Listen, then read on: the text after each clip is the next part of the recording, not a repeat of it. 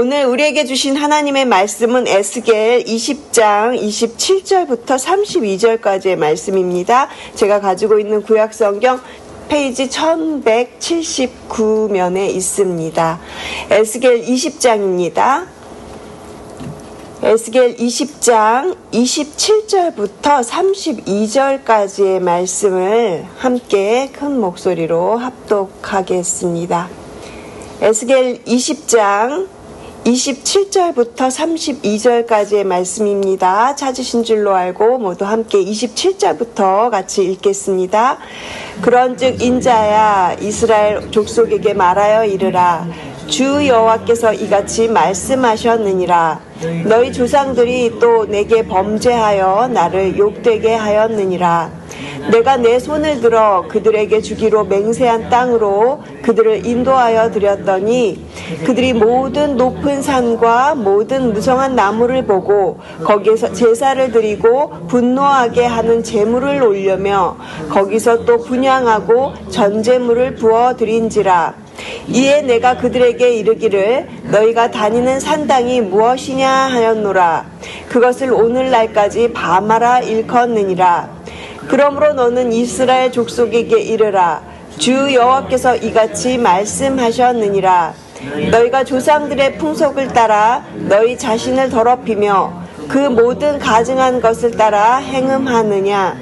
너희가 또 너희 아들을 화제로 삼아 불 가운데로 지나게 하며 오늘까지 너희 자신을 우상들로 말미암아 더럽히느냐. 이스라엘 족속아 너희가 내게 묻기를 내가 용납하겠느냐. 주 여호와의 말씀이니라. 내가 나의 삶을 두고 맹세하노니 너희가 내게 묻기를 내가 용납하지 아니하리라. 너희가 스스로 이르기를 우리가 이방인 곧 여러 나라 족속같이 되어서 목석을 경배하리라 하거니와 너희 마음에 품은 것을 결코 이루지 못하리라. 아멘. 오늘 본문 말씀으로 예배의 첫사랑을 회복하라, 이런 제목으로 은혜를 나누고자 합니다. 어제 저희가 민경영 목사님의 설교를 통해서 에스겔 20장의 앞부분에 대해서 말씀을 들었는데요. 에스겔 20장은 이제 그 에스겔 7년째 되는 때에 이스라엘 장로들이 에스겔에게 와서 하나님께 질문하려고 할 때 하나님께서 응답하시지 않으시겠다 이렇게 선언을 하시면서 그 이스라엘의 죄악을 낱낱이 고발하고 있는 장입니다. 어제도 본 것처럼 그들은 애굽에서 반역했고요. 그리고 애굽에서 또 광야로 나와서도 똑같은 죄를 반복하고 있습니다. 출애굽 1세대나 출애굽 2세대나 모두가 똑같이요. 하나님께 지금 반역하는 죄를 거듭하고 있는 것이죠. 그런데 오늘 본문에서도 똑같습니다. 애굽을 나와서 광야를 통과해서 이제 약속의 땅 가나안 땅에 들어갔는데도요. 여전히 그들은 똑같은 그 죄악을 반복하고 있어요. 심지어는 그 이후에 시간이 지난 후에 심지어는 이방 나라의 포로가 된 이후에도 그들은 똑같은 죄를 반복하고 있다라는 것이 오늘 저희가 읽은 본문의 내용입니다. 오늘 본문 27절부터는요, 이 가나안 땅에 정착한 후에도 여전히 하나님 앞에서 범죄하고 있는 모습을 보여줍니다. 우리 다시 한번 27절 말씀을 같이 읽겠습니다. 그런즉 인자야 이스라엘 족속에게 말하여 이르라. 주 여호와께서 이같이 말씀하셨느니라. 너희 조상들이 또 내게 와서 범죄하여 나를 욕되게 하였느니라. 하나님은 이스라엘이 하나님을 욕되게 했다고 했는데 어떻게 욕되게 했는지 한번 보십시오. 28절 말씀 보시면 하나님이 약속하신 그 땅으로 인도하여 드렸는데 그들이 모든 높은 산과 모든 무성한 나무를 보고 거기에서 제사를 드리고 분노하게 하는 제물을 올리며 거기서 또 분향하고 전제물을 부어드린지라 그랬습니다. 이스라엘은 가나안에 들어가서 높은 산과 무성한 나무 아래서 제사를 드렸다라는 거죠. 그것은 본래 가나안 그 우상 숭배의 장소였습니다.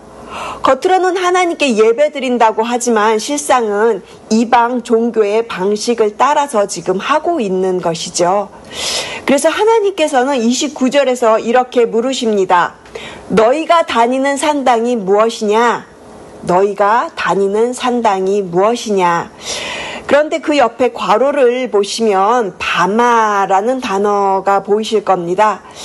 바마는요, 산당을 말해요. 히브리어로 이 바라는 뜻은요, 다니다. 그리고 마라는 그 뜻은 무엇이냐. 그래서 바마가 합쳐진 말은 무엇을 하러 다니느냐 이런 뜻이에요. 너희가 다니는 장소가 무엇이냐 이렇게 하나님의 그 분노가 담긴 질문이라고 할 수 있습니다. 그런데요, 이 질문을 사실 오늘을 살아가는 우리에게도 동일한 질문을 하십니다. 너희가 도대체 나를 믿는다고 하면서 뭘 하고 있는 거냐? 너희들은 예배를 한다고 하면서 도대체 너희들은 어떤 대상을 과연 예배하고 있는 거냐? 오늘 우리의 삶에서도 이러한 산당이 있을 수 있습니다. 예배보다 편안함을 먼저 선택하거나 요즘은 더더구나 온라인 시대가 되어서 그럴 수 있죠. 또 말씀보다 또 세상의 가치관을 더 중요하게 여길 때 그럴 수 있다라는 것입니다. 지금의 산당은 어떤 모습일까요? 세상이 말하는 성공, 부, 또 안정, 명예, 인정 이런 것들을 추구하면서 하나님보다 그것들을 더 사랑하게 될 때 그것이 우리의 산당이 될 수 있습니다. 편리함과 즐거움을 위해서 예배를 뒤로 미루고 또 하나님의 말씀보다 더 달게 좋게 들려지는 그 미디어의 소리에 우리의 귀를 그렇게 기울이기 있을 때 우리의 마음속에 나도 모르는 사이에 산당이 세워지는 것입니다. 신앙의 이름으로 세상과 타협하는 자리가 곧 산당일 수 있습니다. 겉으로는 하나님을 섬긴다고 하면서도 실제적으로는 내가 원하는 것 그리고 세상의 가치를 더 추구하고 살아가는 이중적인 삶이 될 때 우리의 모습이 산당이 될 수 있다라는 것이죠. 우리가 그러지 않기 위해서 또 예배의 그 첫사랑을 지키기 위해서는 이 산당에 대해서 더 많이 깨닫고 또한 내 마음 안에 있는 산당을 허물어야 될 줄로 믿습니다. 다시 본문으로 돌아와서 보시면 31절 말씀에서 하나님은 더욱 심각한 책망을 하고 계시는데요. 너희가 또 너희 아들을 화제로 삼아 불 가운데로 지나게 하며 오늘까지 너희 자신을 우상들로 말미암아 더럽히느냐? 이스라엘 족속아 너희가 내게 묻기를 내가 용납하겠느냐? 어제도 저희가 똑같은 말씀을 들었습니다. 이런 인신제사죠. 아들을 제물로 드리는 우상의 이런 그 우상의 방식의 제사들을 하면서 여호와께서 이렇게 또 이스라엘 장로들이 여호와께 나와서 질문하라는 것 자체가 그들을 향해서 하나님은 분명하게 아주 선언을 하십니다. 내가 너희를 내게 묻기를 내가 용납하겠느냐? 31절 후반절을 이어서 보시면 하나님 어떻게 말씀하시냐면 내가 나의 삶을 두고 맹세하노니 너희가 내게 묻기를 내가 용납하지 아니하리라. 절대로 너희들을 용납하지 않겠다라고 하시는 하나님의 단호한 모습을 저희가 살펴볼 수 있는 것이죠. 하나님과 관계가 끊어지는 것입니다. 여러분 이것이 얼마나 심각한 것인지 아십니까? 하나님과 관계가 끊어진다라는 것은요, 생명의 근원에서 단절되는 것을 말합니다. 마치 나무가 이 뿌리에서 잘려서 말라 죽는 것과 같은 것이에요. 우리의 영혼이 메마르고 그리고 참된 평안과 기쁨을 잃게 되는 것입니다. 하나님은 우리와 깊은 관계를 원하시는 분이세요. 마치 아버지가 그 자녀와 함께 교제하는 것을 그렇게 간절히 원하는 것처럼 하나님도 우리와 같이 그렇게 살아있는 관계를 원하십니다. 그런데 우리가 잘못하고 있다면 하나님과의 관계가 틀어지고 마는 그런 삶이 되고 만다라는 것이죠. 그렇게 되면 마지막에 저희가 32절 말씀 한번 보시면 우리 32절 말씀 같이 읽어볼까요? 너희가 스스로 이르기를 우리가 이방인 곧 여러 나라 족속같이 되어서 목석을 경배하리라 하거니와 너희 마음에 품은 것을 결코 이루지 못하리라. 결코 이루지 못하리라 그러시죠? 도대체 그들이 어떻게 했길래 결코 이루지 못한다고 그러시는 걸까요? 이방 땅에 포로가 되어서 살아가는 이스라엘 사람들은요, 지금 이렇게 생각하고 있는 겁니다. 그들이 살고 있는 이방의 땅, 그곳에서 이방의 신을 섬겨야 한다고 그들은 스스로 생각했다라는 것이죠. 이방 사람들의 그 사람들처럼 나무와 돌, 목석을 그렇게 경배하면서 살아가는 것이 자신들의 운명이다 라고 그들은 스스로 생각했다라는 것입니다. 하나님은 이스라엘의 마음과 생각까지도 다 모두 뻔히 알고 계시는 분이세요. 지금 이 땅에서 살아가는 우리 또한 예수님을 믿는 믿음으로 믿음의 그 성도들조차도요, 우리가 이런 식의 생각을 할 수 있다라는 것입니다. 이 시대를 살아가려면 어쩔 수 없습니다. 지금 이 시대의 문화가 그렇고요. 지금 이 시대를 살아가려면 저희가 어쩔 수 없습니다. 이렇게 핑계댈 수 있습니다. 지금은 스마트 시대고요. 지금은 AI 시대고요. 지금은 이런 시대니까 저희가 이렇게 살아갈 수밖에 없다고요. 저희가 하나님께 이렇게 하소연할 수 있죠. 그런데 여러분, 하나님이 그런 거 다 모르시겠습니까? 전능하신 하나님이신데요. 사람들은 세상의 문화와 풍조에 휩쓸려서 살고, 그런데 나 혼자만 왕따 당할 것 같으니까 그냥 적당히 지금 이 시대에 발맞춰서 이러한 문화에 뒤처지지 않도록 그렇게 살아가자. 이렇게 스스로 생각할 수 있다라는 것입니다. 어쩌면 이 말은 지금 제가 제 스스로에게, 저 자신에게 그렇게 하고 있는 이야기인 것 같습니다. 이스라엘이 주변에서 하나님을 알지 못하는 그 모든 민족들 속에서 오직 하나님 여호와만 믿고 그렇게 살아가는데, 그렇게 하려 하다 보니까 다른 나라 사람들, 이방의 사람들은 뭐 바알신도 섬기고 아세라신, 뭐 많은 신들을 만들어 놓고 저렇게 산당 제사를 드리고 있으니까, 우리도 저렇게 해야 하지 않나. 그래, 좀 비슷하게 나가야지. 지금 이렇게 생각하고 있는 것이 바로 하나님 앞에서 책망받는 일이라는 것이죠. 하나님께서는 예배를 통해서 분명히 주님의 그 하나님의 백성들이 다른 나라 사람들이랑 분명히 구별되기를 원하시는 것이죠. 어제 저희가 설교에서도 세상과 구별되게 살아가기 위해서는 우리가 무엇을 해야 한다고 말씀 들었습니까? 예배 드리는 것이 세상과 구별되는 것이라고 어제 민경영 목사님 통해서 말씀을 들었습니다. 하나님께서 이 안식일을 거룩하게 구별하셨듯이 이스라엘도 그 안식일을 지킴으로써 자신들이 세상과는 다른 그런 구별된 존재라는 것을 나타내는 것이 안식일을 하나님께서 주신 이유라고 저희가 어저께 설교를 통해서도 들었습니다. 그렇다면 이 시대의 안식일을 우리는 어떻게 지내야 한다고 어제 말씀하셨습니까?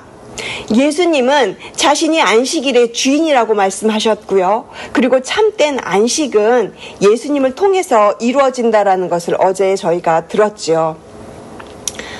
참된 안식이라는 것은 예수님의 십자가와 부활을 통해서 죄와 죽음이라는 그런 무거운 짐에서 해방되는 것이라고 어제 저희가 들었습니다. 그래서 우리가 예배하는 이유를 다시 한번 말씀드리자면, 예수님이 나의 구원의 주님이시다 라는 사실을 기억하는 것이 예배라는 것이죠. 그리고 예수님 안에서 예배를 통해서 참 안식을 누리고 있다라는 것을 믿음으로 고백하는 것이 바로 예배입니다. 그래서 이렇게 예배 드리는 것을 하나님은 기뻐하시는 것이죠. 우리가 예배 드린다고 하는 것은 하나님께서 나의 창조주이시다, 나의 구원자이시다, 라는 사실을 다시 한번 매번 고백하는 행위이며 또 예수님이 나의 주인이시고 나의 모든 필요한 것을 공급하시는 아버지시다라고 고백하는 것, 이것이 바로 우리가 예배 드리는 이유인 것입니다. 사랑하는 성도 여러분, 하나님을 만날 수 있는 유일한 길은 예수님밖에 없습니다. 하나님을 사랑하는 유일한 방법은 예배하는 것입니다. 우리의 공적 예배, 우리의 사적인 모든 삶의 예배가 우리의 삶 자체가 되는 것입니다. 그런데 참된 예배를 드리기 위해서 저희가 먼저 회복해야 할 것이 있는데 바로 관계의 회복입니다. 예수님을 믿게 되면 하나님과의 관계가 회복이 되고요. 그리고 또한 우리가 먼저 행해야 할 것이 있는데 바로 이웃과의 사람들과의 관계 회복이 필요합니다. 지난 주일날 주보에 있었던 내 삶의 변화의 내용을 기억하시나요? 저희 교회가 상반기에 고린도후서 강해를 마치면서 사도 바울의 그 마지막 권면을 7주간의 실천 테마로 이렇게 한 주씩 나누어 드리고 있는데요. 지난주 테마가 무엇이었는지 생각하고 계십니까? 모든 것이 잘 회복되도록 노력하십시오 였습니다. 망가진 것을 고치려 애쓰고 또 관계가 소홀했던 사람들에게 먼저 연락해보거나 또는 나에게 있는 어떤 문제들을 해결하기 위해서 작은 행동부터 시작하는 그런 여러 가지 실천 테마들을 안내해드렸죠. 제가 이것을 보면서 마태복음이 생각이 났습니다. 마태복음 5장 23절 말씀과 24절 말씀에 그러므로 예물을 제단에 드리려다가 거기서 네 형제에게 원망 들을 만한 일이 있는 것이 생각나거든 예물을 제단 앞에 두고 먼저 가서 형제와 화목하고 그 후에 와서 예물을 드리라. 예수님께서는 아무리 하나님과의 관계가 좋아도 사람과의 관계가 바르지 못하면 하나님과의 관계도 온전할 수 없다 이렇게 말씀하고 계십니다. 즉 형제에게 원망받을 만한 일이 있으면 예배보다 먼저 가서 화해를 신청하라는 것이죠.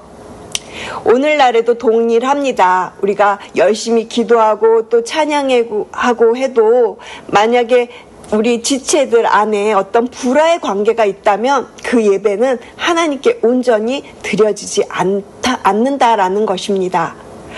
관계의 장애물이 제거가 되어야지만 그 예배가 가치가 있다라는 것이죠. 혹시 내 안에 어떤 예배만 그냥 이렇게 드리면 되지라고 생각하는 어떤 형식적인 모습은 없으십니까? 바리새인과 같은 그런 겉모습의 예배자가 아니라 정말 하나님이 기뻐하시는 참된 예배자가 우리 모두가 되기를 소망합니다. 신명기는 이렇게 이야기를 하죠. 이스라엘에 들으라. 우리 하나님 여호와는 오직 유일한 여호와이시니 너는 마음을 다하고 뜻을 다하고 힘을 다하여 내 하나님 여호와를 사랑하라. 여러분, 하나님을 사랑한다고 우리 모두는 고백합니다. 그런데 하나님을 사랑하는 방법이 무엇입니까? 보이지 않는 하나님을 우리가 어떻게 사랑할 수 있습니까? 신명기는 이야기하죠. 이스라엘에 들으라. 바로 이것입니다. 하나님을 예배하는 것이 하나님을 사랑하는 방법입니다. 마음을 다하고 뜻을 다하고 힘을 다하여 주 여호와를 사랑하라. 우리가 드리는 예배는 단순히 종교적인 의식이 아닙니다. 예배는 하나님과의 사랑의 만남입니다. 마치 사랑하는 연인이 서로 만나서 대화하고 교제하는 것처럼 우리는 그렇게 예배를 통해서 하나님과 친밀한 관계를 맺어가는 것입니다. 우리의 예배는 하나님의 말씀을 듣는 일입니다. 그래서 들어라 이스라엘에 이렇게 말씀을 하시면서 하나님이 그 예배를 통해서 우리에게 무엇을 말씀하시는지 우리가 귀를 기울여서 그 메시지에 집중하고 그 메시지를 들어야 하는 것이 그 예배의 가장 중요한 핵심이라고 할 수 있는 것이죠. 사랑하는 성도 여러분, 우리는 에스겔을 통해서 하나님의 얼마나 참된 예배자를 찾으시고 원하시는지 깨닫게 됩니다. 이번 한 주간에 저희들의 그 주보에 나와 있었던 실천 과제처럼 그동안 조금 소홀해졌던 그런 가족들이나 또 형제, 자매들, 그리고 우리 사랑하는 공동체 안의 지체들에게 먼저 연락해 보시기 바랍니다. 용서를 구하거나 또는 화해의 손길을 내밀어 보시기 바랍니다. 마태복음 5장의 말씀처럼 예배 전에 우리가 관계부터 회복해야 할 줄로 믿습니다. 또한 이것을 실천하기 위해서 말씀을 듣는 일에 한 걸음 더 실천해 보시기를 바랍니다. 가족이 없이 혼자 사시는 분들은 개인 경건의 시간을 한번 가져보시고요. 말씀 속에서 어떤 메시지가 주어지는지 한번 귀 기울여 들어보시기 바랍니다. 그리고 만약에 가족이 같이 있으시다면 함께 짧은 가정 예배를 드리는 건 어떨까요?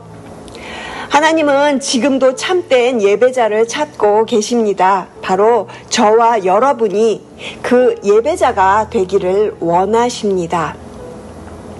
예배의 첫사랑을 회복하면서 하나님이 기뻐하시는 참된 예배자가 되기를 저와 여러분, 우리 모든 교회가 그렇게 귀한 예배자가 되시기를 주님의 이름으로 축복을 드립니다. 기도하시겠습니다. 하나님 감사합니다. 오늘 말씀을 통해 참된 예배가 무엇인지 깨닫게 해주셔서 감사드립니다. 주님, 우리의 마음속의 산당을 허물어 주시고 오직 주님만을 사랑하고 섬기는 마음으로 우리에게 성령 하나님 새로운 마음을 부어주시옵소서. 관계가 깨어진 그런 어려움이 있다면 먼저 화해하는 마음을 허락해 주시고 십자가의 능력으로 서로가 용서하고 용서받는 귀한 은혜를 저희 모두가 경험하게 하여 주시옵소서. 우리의 예배가 형식이 아닌 영과 진리로 드려지는 참된 예배가 되게 하시고 주님이 찾고 계시는 참된 예배자의 삶을 살아갈 수 있는, 그래서 주님께 예배로 영광 돌릴 수 있는 저희 OC 새누리 교회 모두가 되게 하여 주시옵소서. 감사드리며 이 모든 말씀 살아계신 예수 그리스도의 이름으로 기도드렸습니다. 아멘.